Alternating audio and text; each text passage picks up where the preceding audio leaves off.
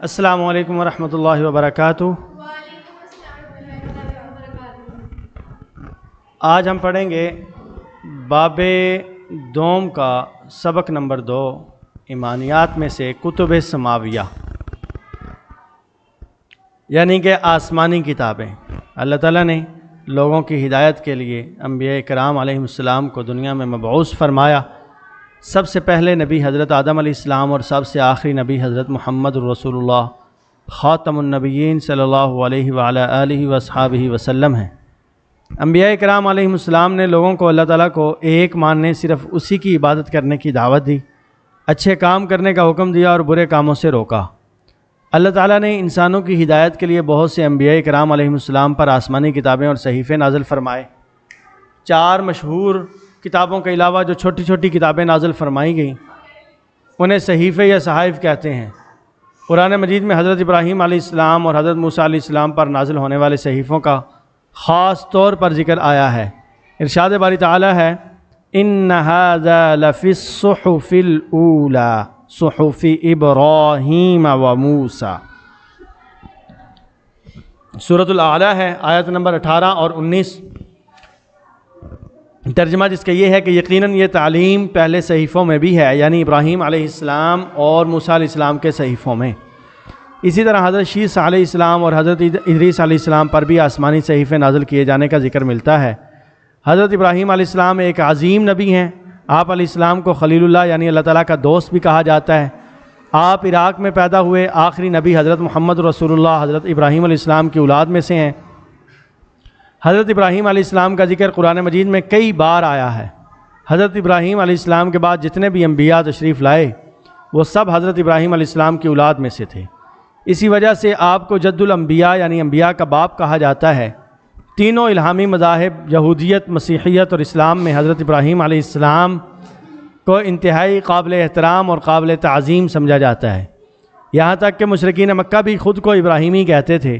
حضرت ابراہیم علیہ السلام کے پوتے حضرت یعقوب علیہ السلام کا لقب اسرائیل ہے، اس لیے ان کی اولاد کو بنی اسرائیل کہتے ہیں۔ آج کے زمانے کے اندر یہ اسرائیل فلسطین کے اندر جو دنگا فساد کر رہے ہیں یہ وہی اسرائیل ہیں جو حضرت یعقوب علیہ السلام کی نسل سے چلتے آ رہے ہیں۔ یہ ضروری نہیں ہے کہ یہ نیک ہیں، ان کو بڑی مار پڑی ہے ہر جگہ سے، اور ان کے شر اور فساد کا اللہ تعالیٰ نے قرآن مجید میں بڑا ہی تذکرہ کیا ہے۔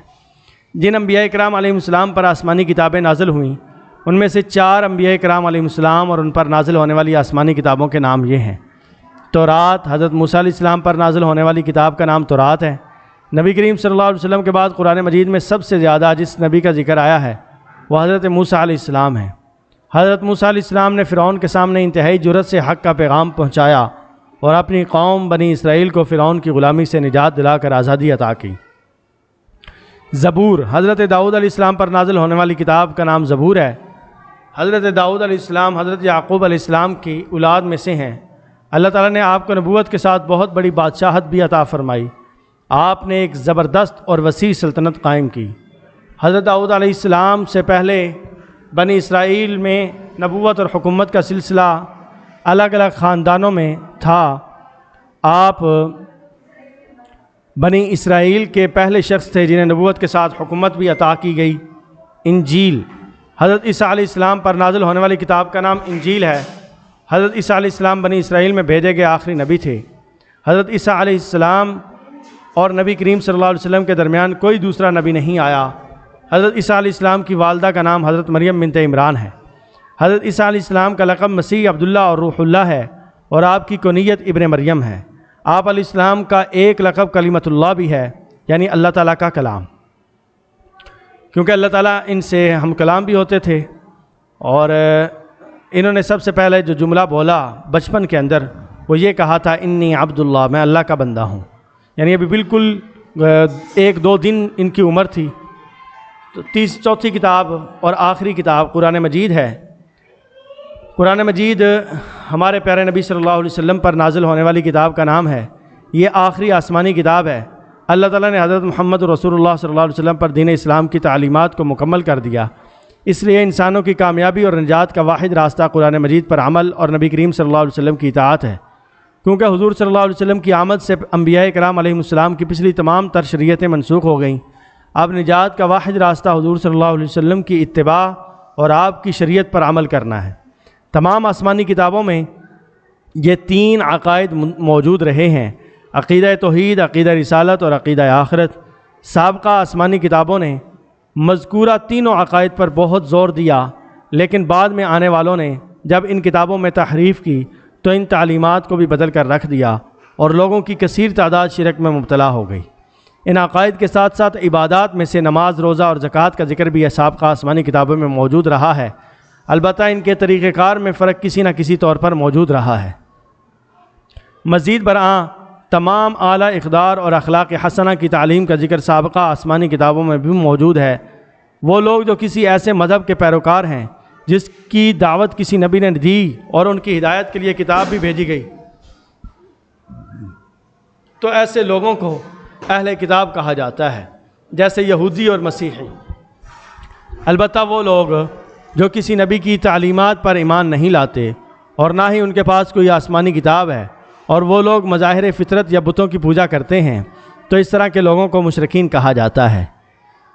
ایک مسلمان کے لیے تمام آسمانی کتابوں پر ایمان لانا ضروری ہے۔ آسمانی کتابوں پر ایمان لانے کا مطلب یہ ہے کہ وہ کتابیں بھی اللہ تعالیٰ نے لوگوں کی ہدایت کے لیے انبیاء کرام علیہ السلام پر نازل فرمائیں۔ وہ کتابیں برحق تھیں، البتہ بعد میں ان لوگوں نے تحریف کر دی اور وہ اپنی اصلی حالت پر باقی نہ رہیں۔ ایک مسلمان کے لیے ضروری ہے کہ وہ آسمانی کتابوں کا احترام کرے۔ قرآن مجید اللہ تعالیٰ کی نازل کردہ آخری کتاب ہے۔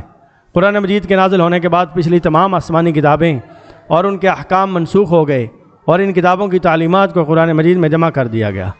اس کتاب کو اللہ تعالیٰ نے قیامت تک آنے والے انسانوں کے لیے نازل فرمایا۔ قرآن مجید کی حفاظت کا ذمہ اللہ تعالیٰ نے لیا ہے۔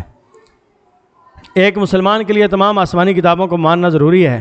اب تمام آسمانی کتابوں میں سے قیامت تک کے لیے ہدایت اور رہنمائی کے لیے قرآن مجید ہی کافی ہے۔ انسان کی کامیابی اسی میں ہے کہ وہ حضور صلی اللہ علیہ وسلم سے پہلے نازل ہونے والی کتابوں پر بھی ایمان لائے اور آپ پر نازل ہونے والی کتاب یعنی قرآن مجید پر بھی ایمان لائے۔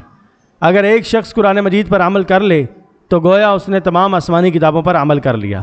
اس لیے ہمیں چاہیے کہ قرآن مجید کی تلاوت کریں اور اس کو سمجھنے کی کوشش کریں، اس پر عمل کریں اور اس کے پیغام کو دوسروں تک پہنچائیں۔ ہمیں اپنے دین پر مضبوطی سے عمل کرتے ہوئے ساری دنیا کے انسانوں کے ساتھ امن و سلامتی اور باہمی تعاون کی فضا قائم کرنی چاہیے۔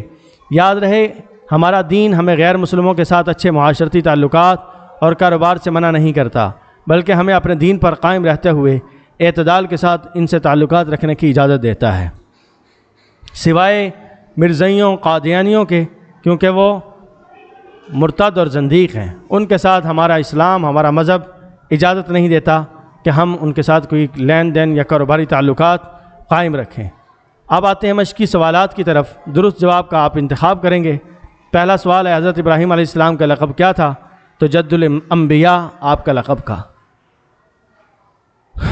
وہ نبی جنہیں نبوت اور خلافت عطا کی گئی، اس کا جواب بھی الف ہے، حضرت داؤد علیہ السلام۔ تیسرا سوال، وہ عبادت جو سابقہ آسمانی کتابوں میں مذکور رہی ہو، وہ ہے روزہ۔ مسیح لقب ہے حضرت عیسیٰ علیہ السلام کا۔ تمام انبیاء کرام علیہ السلام کی تعلیمات کی جامع کتاب کا نام ہے قرآن مجید۔ اب آتے ہیں مختصر سوالات کی طرف۔ آسمانی صحیفوں سے کیا مراد ہے؟ تو اس کا سب سے پہلے سوال کا جواب، 4 مشہور کتابوں کے علاوہ جو چھوٹی چھوٹی کتابیں نازل فرمائی گئی ہیں انہیں صحیفے یا صحائف کہتے ہیں۔ دوسرا سوال ہے، بنی اسرائیل سے کون لوگ مراد ہیں؟ تو پیج نمبر 12 پر اس کا جواب ہے، حضرت ابراہیم علیہ السلام کے پوتے حضرت یعقوب علیہ السلام کا لقب اسرائیل ہے، اس لیے ان کی اولاد کو بنی اسرائیل کہتے ہیں۔ تیسرا سوال ہے، حضرت داؤد علیہ السلام کی خصوصیات کیا ہیں؟ حضرت داؤد علیہ السلام جہاں سے شروع ہوتا ہے حضرت یعقوب علیہ السلام کی اولاد میں سے ہیں، یہاں پورا پیراگراف حکومت بھی عطا کی گئی، جنہیں نبوت کے ساتھ حکومت بھی عطا کی گئی۔ چوتھا سوال، کون سے بنیادی عقائد تمام آسمانی کتابوں میں موجود رہے ہیں؟ تو اس کا جواب اس سوال کے بالکل آخر میں قرآن مجید والے ٹاپک کے اندر ہے کہ تمام آسمانی کتابوں میں یہ 3 عقائد موجود رہے ہیں: عقیدہ توحید، عقیدہ رسالت اور عقیدہ آخرت۔ 5واں سوال، مشرکین اور اہل کتاب میں کیا فرق ہے؟ تو اس کا جواب صفحہ نمبر 13 پر ہے۔ وہ لوگ جو کسی ایسے مذہب کے پیروکار ہیں جس کی دعوت کسی نبی نے دی اور ان کی ہدایت کے لیے کتاب بھی بھیجی گئی، تو ایسے لوگوں کو اہل کتاب کہا جاتا ہے، اور جیسے یہودی ہو گئے اور مسیحی ہو گئے۔ اور البتہ وہ لوگ جو کسی نبی کی تعلیمات پر ایمان نہیں لاتے اور نہ ہی ان کے پاس کوئی آسمانی کتاب ہے، اور وہ لوگ مظاہر فطرت یا بتوں کی پوجا کرتے ہیں، تو اس طرح کے لوگوں کو مشرکین کہا جاتا ہے۔ شرک تو خیر یہ جو اہل کتاب ہیں یہ بھی اب کرتے ہیں، جیسا کہ اللہ تعالیٰ نے قرآن مجید میں ارشاد فرمایا کہ انہوں نے حضرت عیسیٰ علیہ السلام کو اللہ کا بیٹا بنا لیا، عیسائیوں نے جو نصرانی ہیں، اور یہودیوں نے حضرت عزیر علیہ السلام کو اللہ تعالیٰ کا بیٹا بنا لیا۔ تو شرک تو انہوں نے بھی کیا، حالانکہ اللہ تعالیٰ بیٹے بیٹیاں اور رشتہ داریوں سے بالکل مبرہ اور پاک صاف ہے، نہ وہ کسی کا باپ نہ بیٹا۔ امید کرتا ہوں آپ کو یہ ویڈیو اچھی لگی ہوگی۔ اگر آپ کو یہ سمجھ آئی ہے اور آپ مزید ویڈیو حاصل کرنا چاہتے ہیں اور لازماً چاہتے ہیں تو ہمارے ویڈیو کو شیئر کریں، لائک کریں، چینل کو ضرور سبسکرائب کریں تاکہ آنے والی تمام نئی نئی ویڈیوز آپ کو ملتی رہیں، تو بیل آئیکن کو بھی ضرور دبائیں۔ اللہ حافظ، السلام علیکم ورحمۃ اللہ وبرکاتہ۔